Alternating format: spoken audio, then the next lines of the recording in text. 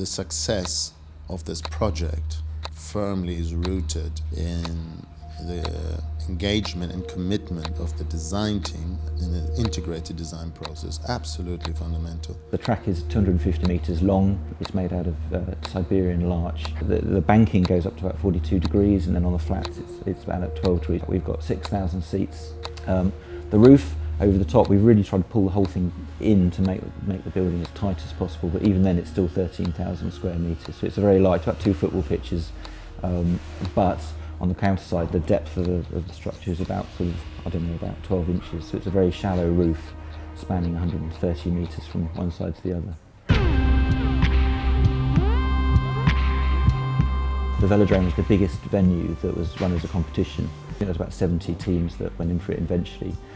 I think what won us the competition was that clearly the Olympics is a 2-week and the Paralympics another 2 weeks. It's a very short venue, but the whole building is going to be there for 50, 60, 70 years. So therefore it's very much about designing a building that's there for the whole length of its use rather than designing for the Olympics. The intention is it's meant to be a sort of a mecca for all types of cycling.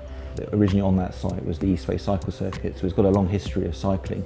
So in some ways all you're doing is picking up an original concept and then adding to it, really trying to bolt on as much as possible in terms of cycling. So it's everything from track cycling for elite cyclists all the way down to BMX for sort of hopefully families that can come and use it in the future. In terms of the subject sustainability, anything that can reduce the tonnage of steel or concrete has a huge bearing in terms of the reduction of embodied energy. And that's what's achieved through this cable net structure.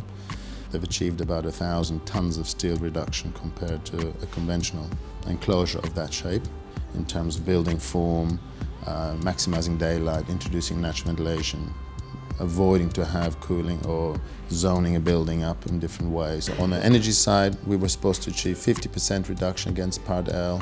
Our building achieved 30.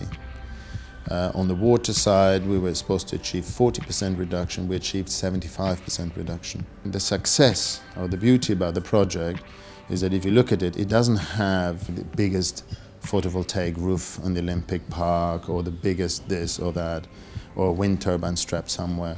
It has none of that, and yet it's the most sustainable building on the Olympic Park, and yet it has none of those elements. So it's integrated, holistic design, clever teamwork, and that's what you can achieve. What the key thing about the Velodrome is the technology that's been used to design it, to allow it to be put together to build it.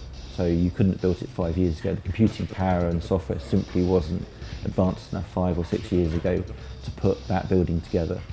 So in terms of the future thinking, it's a very odd mix of historical materials, timber, steel and concrete. It's been around many years, to putting it together in a modern way.